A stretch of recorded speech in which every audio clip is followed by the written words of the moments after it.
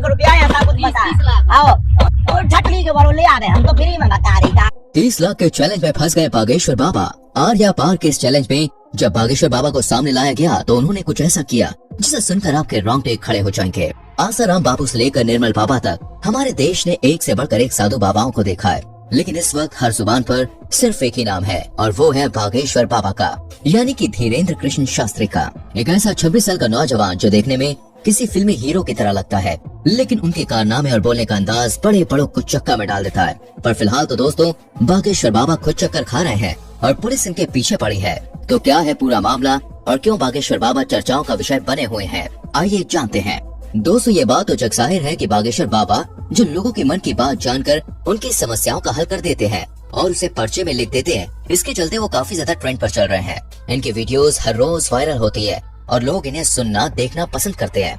लेकिन वो कहते हैं ना, मीठा ज्यादा हो तो चींटियां लगने ही लगती हैं, और ऐसा ही कुछ हाल बागेश्वर बाबा के साथ भी है। तभी तो अलग अलग क्षेत्रों से लोग इन्हें बदनाम करने के लिए सामने आ रहे हैं कि क्या ये बाबा लोग वास्तविक हैं? कुछ इन्हें खुला चैलेंज कर रहे हैं तो कुछ इनकी विद्या पर शक कर रहे हैं, फर्जी हैं, धोखेबाज हैं। अभी एक टीवी शो के दौरान माइंड रीड करने वाली सुहानी ने कहा कि धीरेन्द्र शास्त्री अगर हमारी तरह दिमाग पढ़ते हैं तो इसमें कोई बुराई नहीं है, लेकिन इस कला को भगवान की कृपा कहकर लोगों के बीच अंधविश्वास फैलाना ये बहुत गलत है। और बात यहीं पे खत्म नहीं होती है। महाराष्ट्र में अपने एक कार्यक्रम के दौरान जब धीरेन्द्र शास्त्री नागपुर पहुंचे तो वहां की कमेटी ने इनके ऊपर अंधविश्वास फैलाने का आरोप लगाया और खुलेआम ये चैलेंज किया कि आप जो जादू और चमत्कार लोगों के सामने अपने धाम में दिखाते हैं वही चमत्कार आप हमारे सामने दिखाइए। अगर आप सही हुए तो आपको हम 30 लाख रुपए देंगे। अच्छा, लेकिन कमेटी वालों का कहना है कि धीरेन्द्र शास्त्री इस चैलेंज से इतना ज्यादा डर गए हैं कि वो वापस लौट गए। इसके बाद महाराष्ट्र की उस कमेटी के श्याम मानव ने धीरेन्द्र शास्त्री के खिलाफ पुलिस कार्रवाई की मांग की।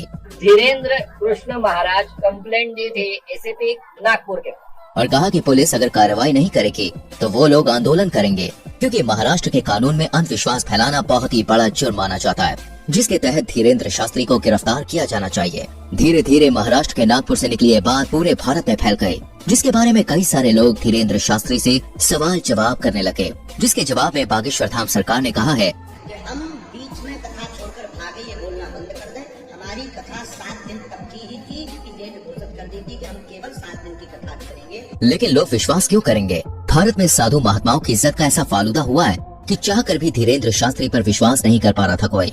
बड़ी बड़ी मीडिया कंपनी लगातार उनके चमत्कारों पर सवाल उठा रही थी और इन्हीं सारी चीजों से तंग आकर एक दिन बागेश्वर धाम सरकार ने सभी को अपने दरबार में बुलाया और कहा कि मैं नहीं बताऊंगा कि किसकी अर्जी लगी है। स्वयं छट जाइए, देखो इसका विरोध होगा नहीं तो ये कहेंगे तुझी किससे सेटिंग है।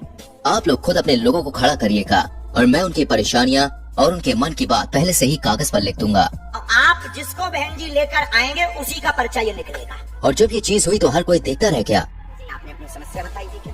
अपना नाम बताया था क्या? क्योंकि बागेश्वर धाम सरकार ने वाकई में सारी सच्चाई पहले से ही लिख रखी थी। बिल्कुल सही है, किसी को यहाँ बताया था? नहीं, मैंने। ये सब कुछ देखने के बाद लोगों की बोलती बंद हो गई, लेकिन बागेश्वर धाम सरकार के ऊपर उठने वाले सवालों का सिलसिला अभी खत्म नहीं हुआ। इनकी कहीं हर एक बात को लोग विवाद बनाकर खड़ा कर देते हैं और ये बात सच भी है। आज बागेश्वर धाम सरकार इतना बड़ा नाम बन चुका है कि जो कोई भी इनका नाम लेता है वो खुद ही फेमस हो जाता है। बड़े बड़े न्यूज चैनल घंटों केवल इन्हीं के बारे में बात करते हैं और लोग बड़े मजे से सुनना देखना पसंद करते हैं। अभी कुछ समय पहले जब बागेश्वर धाम सरकार ने बुलडोजर चलवाने की बात कही थी तब भी काफी ज्यादा कंट्रोवर्सीज खड़ी हुई थी, जिसके बारे में एक इंटरव्यू में जब धीरेन्द्र शास्त्री से पूछा गया तो उन्होंने बड़े साफ शब्दों में कहा कि धर्म और ईश्वर उनके माता पिता के समान है और अगर कोई उनके माता पिता पर पत्थर मारेगा तो वो भी शांत नहीं रहेंगे। धीरेन्द्र शास्त्री की इन बातों से साफ जाहिर होता है कि वो लोगों के सामने किसी फिल्टर के साथ नहीं आते हैं, बल्कि जो अंदर से है वो बाहर से भी दिखाते हैं। तभी तो ये आए दिन विवादों में घिरे रहते हैं और कुछ लोग तो ये सोचकर ही हैरान है कि आखिर एक 26 साल का नौजवान शख्स इतना ज्यादा लोकप्रिय कैसे हो गया। कैसे करोड़ों लोग आज उसके भक्त हैं और उसके धाम पर लोगों की लंबी लाइन लगी रहती है। तो दोस्तों इसका सीधा सा जवाब है ईश्वर की कृपा। जी हाँ, वो कहते हैं ना, ऊपर वाला अगर किसी पर मेहरबान हो जाए तो मिट्टी भी सोने में बदल जाती है। और धीरेन्द्र शास्त्री तो खुद को बालाजी महाराज यानी कि हनुमान जी का सबसे बड़ा भक्त कहते हैं।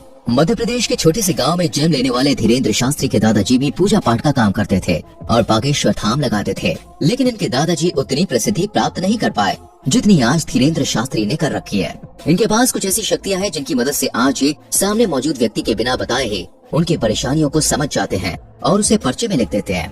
बागेश्वर बाबा ये तक समझ जाते हैं कि सामने वाला सच कह रहा है या फिर नहीं। उनके द्वारा पर्चे में लिखा गया एक एक शब्द 100% सत्य होता है, जिसका सबसे बड़ा प्रमाण यह है कि आज तक इन्हें कोई भी झूठा साबित नहीं कर पाया है। मीडिया से लेकर पुलिस वालों तक लोगों ने इनके खिलाफ खूब बातें की, लेकिन उन बातों को साबित करने की हिम्मत आज तक किसी में नहीं हुई।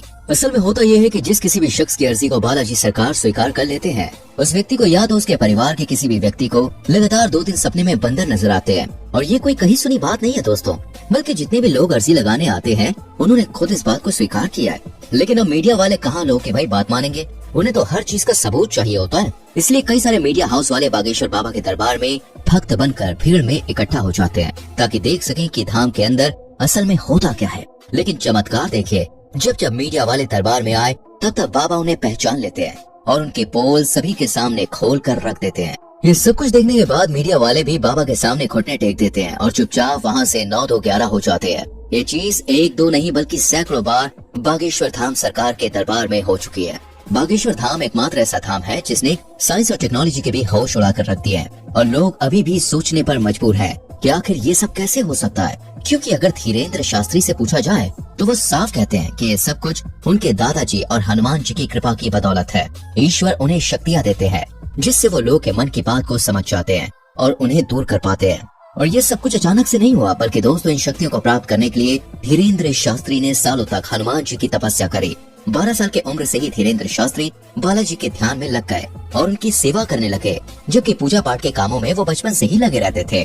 आज ये उस स्तर पर पहुंच गए हैं जहां इन्हें हर लोगों के मन की बात को समझने में बिल्कुल भी समय नहीं लगता। ये जो कुछ भी कह देते हैं वो पत्थर की लकीर हो जाता है, जिसका सच होना तय है। और इसका कई बार उदाहरण भी देखा जा चुका है। हालांकि अगर हम बागेश्वर धाम की बात करें तो दोस्तों इसका इतिहास बहुत पुराना है। लोगों की मान्यताओं के अनुसार बागेश्वर धाम मंदिर चंदेल कालीन युग का है। सन 1986 में ग्राम वासियों के द्वारा मंदिर का निर्माण किया गया था। उसी दौरान ग्राम गढ़ा में बाबा सेतुलाल गर्ग चित्रकूट से दीक्षा लेकर अपने गांव के प्राचीन कालीन मंदिर पहुंचे। पहले तो इन्होंने राम कथा करी और फिर ये झाड़ फूक का भी काम करने लगे। लोगों के अंदर मौजूद बुरी शक्तियों को अपनी एक फटकार से ये भगा दिया करते। लोगों का कहना है कि जो कोई भी भूत प्रेत की शिकायत लेकर उनके दरबार में जाता था वो हमेशा हमेशा के लिए ठीक हो जाता था, और इसी वजह से बागेश्वर धाम लोकप्रिय होता चला गया। और आज बागेश्वर धाम के प्रमुख कथावाचक धीरेन्द्र कृष्ण गर्ग, जो बहुत लंबे समय से झाड़ फूक और कथाएं कर रहे हैं। अब सोशल मीडिया के दौर में इनकी लोकप्रियता बहुत बढ़ रही है। तभी तो लोग इन्हें बागेश्वर महाराज के साथ साथ चमत्कारी महाराज के नाम से भी जानते हैं। वर्तमान समय में धीरेन्द्र कृष्ण सरकार मध्य प्रदेश में ही अपना दरबार लगाते हैं और लोगों की समस्याओं का समाधान करते हैं। बागेश्वर धाम महाराज ने बचपन से ही रामायण और महाभारत जैसे महाकाव्यों का अध्ययन किया था। अपने दादाजी के साथ पूजा पाठ करने के अलावा इन्होंने वृंदावन में भी काफी लंबा समय गुजारा है। साथ ही साथ उन्होंने अपनी प्रारंभिक पढ़ाई को भी पूरा किया है। इनका कथा बोलने का अंदाज काफी ज्यादा निराला है, जिसे सुनकर लोगों की आंखों से आंसू निकल आते हैं। लेकिन हर मंगलवार को लगने वाला दिव्य दरबार सबसे ज्यादा प्रसिद्ध है।